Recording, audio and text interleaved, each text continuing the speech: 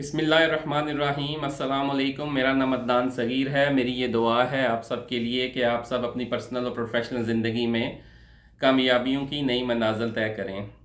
Imagine करें कि आपने एक लंबे सफ़र के लिए निकलना है और उस सफ़र पे जाने से पहले आप ये इंश्योर करना चाहते हैं कि आपकी जो गाड़ी है वो मैकेनिकली फ़िट है और उसमें कोई सीरियस किस्म का कोई डिफेक्ट नहीं है। तो आप उसको टेस्ट करने के लिए एक टेस्ट ड्राइव पे निकल जाते हैं। आप हाईवे पे निकल जाते हैं, 5-10 किलोमीटर 15 किलोमीटर की ड्राइव लेते हैं, उसकी टेस्ट ड्राइव लेते हैं और देन आप रियलाइज़ करते हैं कि आपकी जो गाड़ी का स्टीयरिंग है उसके अंदर स्लाइटली वाइब्रेशन आपको फील होती है जब आप उसको ड्राइव कर रहे होते हैं। और देन आप जब उसका स्टीयरिंग फ्रीली छोड़ते हैं तो आप ये ऑब्ज़र्व करते हैं कि गाड़ी बजाय स्ट्रेट जाने के कभी राइट साइड के ऊपर डेविएट हो रही है और कभी लेफ़्ट साइड के ऊपर जा रही है। और तीसरी चीज़ जो आप ऑब्ज़र्व करते हैं कि आपका जो सफ़र है वो इतना स्मूथ नहीं है। गो के रोड जो है वो बिल्कुल स्मूथ है, बट आपको स्लाइटली जंप्स फ़ील हो रहे हैं या आपको थोड़ा बम्पी जो सफ़र है वो महसूस हो रहा है कि आपकी जो ड्राइव है वो इतनी स्मूथ नहीं है। तो जब आप ये चीज़ें ऑब्ज़र्व करते हैं तो आप ये कंक्लूड करते हैं कि एटलीस्ट आपको किसी मैकेनिक को चेक करवाना पड़ेगा इस गाड़ी को ना। तो आप मैकेनिक के पास लेके जाते हैं और वो अपना जो इंस्पेक्शन प्लेटफॉर्म होता है उसके ऊपर गाड़ी को जब लेके जाता है तो वो ऑब्ज़र्व करता है और वो बताता है आपको कि जो आप सिम्टम्स बता रहे हैं उसकी बेस के ऊपर एक जो चीज़ है इम्पोर्टेंट कि इस गाड़ी की अलाइनमेंट, व्हील अलाइनमेंट चेक करनी पड़ेगी।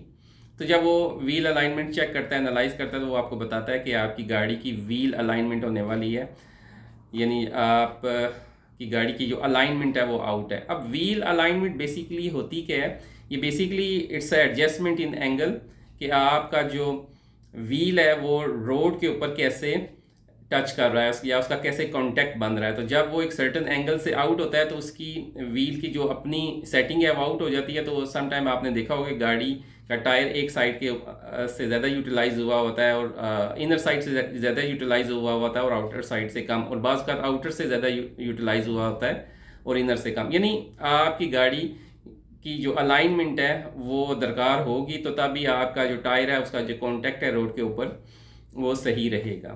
तो अब आप ये सोच रहे होंगे कि इसका हमारे माइंड के साथ क्या ताल्लुक है। तो देखें, जिस तरह एक गाड़ी को सही डायरेक्शन में जाने के लिए उसकी अलाइनमेंट की, उसके टायर्स की, व्हील्स की अलाइनमेंट की ज़रूरत होती है, इसी तरह जो आपका माइंड है उसको भी ना आपकी लाइफ को बेहतर या अच्छे या स्मूथ तरीके से चलाने के लिए उसके माइंड की अलाइनमेंट भी बड़ी ज़रूरी है। अब माइंड अलाइनमेंट से मुराद मेरी ये है कि आप देखें कि जब भी आपको ज़िंदगी में कोई चीज़, किसी चीज़ का सामना करना पड़ता है, किसी मुश्किल का सामना पड़ता है, तो आप क्या उसको हल करने की तरफ जा रहे होते हैं या क्या आप उस प्रॉब्लम को फोकस कर रहे होते हैं। यानी आपकी अप्रोच जो है सोल्यूशन ओरिएंटेड होती है या प्रॉब्लम ओरिएंटेड होती है, कि आप प्रॉब्लम को ज़्यादा फोकस कर रहे होते हैं या सोल्यूशन की तरफ ज़्यादा तवज्जो दे रहे होते हैं। या आप अपने माइंड को एनालाइज करेंगे तो आप रियलाइज़ कर लेंगे कि आपका जो माइंड है वो पॉजिटिव चीज़ों की तरफ ज़्यादा डेविएट होता है या नेगेटिव चीज़ों की तरफ ज़्यादा अट्रैक्ट होता है।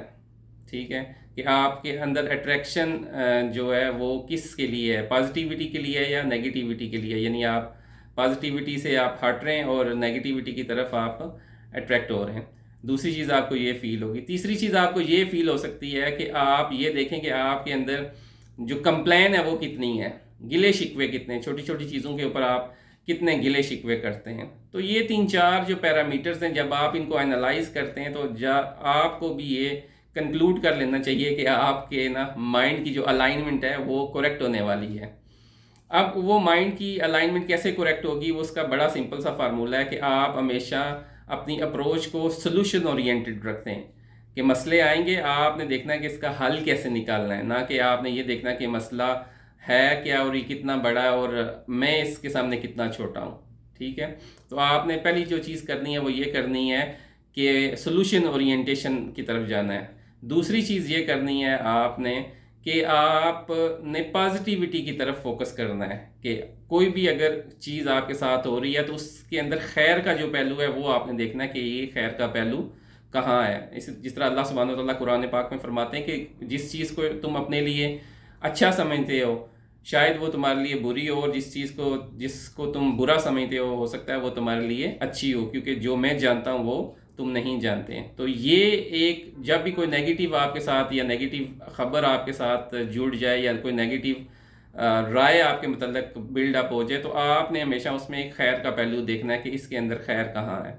तीसरी चीज़ ये करनी है, आपने अपनी ज़िंदगी से कंप्लेन को निकालना है, गिले शिकवों को निकालना है। चौथी चीज़ ये करनी है, आपने कंपैरिजन नहीं करना, अपना मुवाजना नहीं करना किसी के साथ, बल्कि आपने कंटेंटमेंट लेके आनी है, कनात पसंदी की तरफ जाना है आपने ना, कि जैसे भी हालात हों आपने एक कंटेंट लाइफ गुजारनी है, कनात पसंदी की लाइफ गुजारनी है। तो और पांचवी चीज़ ये करनी है कि हर हाल में ना अल्लाह सुब्हानहू व तआला का शुक्रगुजार रहना है, आपने हर हाल में शुक्र अदा करना है। तो ये 4-5 चीज़ें आप करेंगे तो आप इनको करने के बाद आप महीना 2 महीने के बाद अपने आप को जब एनालाइज करेंगे तो आपको ये फील होगा कि जिस तरह आपकी गाड़ी के जो टायर्स की व्हील, आपकी गाड़ी की जो व्हील अलाइनमेंट थी वो आउट हुई थी, और देन जब उसकी व्हील अलाइनमेंट सही हुई तो आपकी ड्राइव भी स्मूथ होगी और आपका सफ़र भी खुशगवार हो गया। सेम इसी तरह जब आप अपनी माइंड की अलाइनमेंट को सही करेंगे तो you will feel better, you will feel comfortable, आपको अंदर से सुकून मिलेगा, आप एक पुरसकून ज़िंदगी की तरफ लौट आएंगे। तो ये डिस्कशन करने का जो मकसद है वो मेरा आपके साथ वो यही है कि आपने एनालाइज करना है कि आप की जो माइंड अलाइनमेंट है वो कितनी ज़्यादा ज़रूरी है, और उसको किन एरियाज़ के ऊपर आपने फोकस करना है ताकि आप अपनी जो पॉजिटिव लाइफ है या मुस्बत ज़िंदगी की तरफ है वो वापस आ सकें। तो आई होप कि आज की जो गुफ्तगू है वो आपको पसंद आई होगी। आपके फीडबैक का मुझे इंतज़ार रहेगा। इसी के साथ हम अपनी डिस्कशन को कंक्लूड करते हैं। अल्लाह ताला आपका और हमारा हामी व नासिर हो। अस्सलामु अलैकुम व रहमतुल्लाहि व बरकातुहू।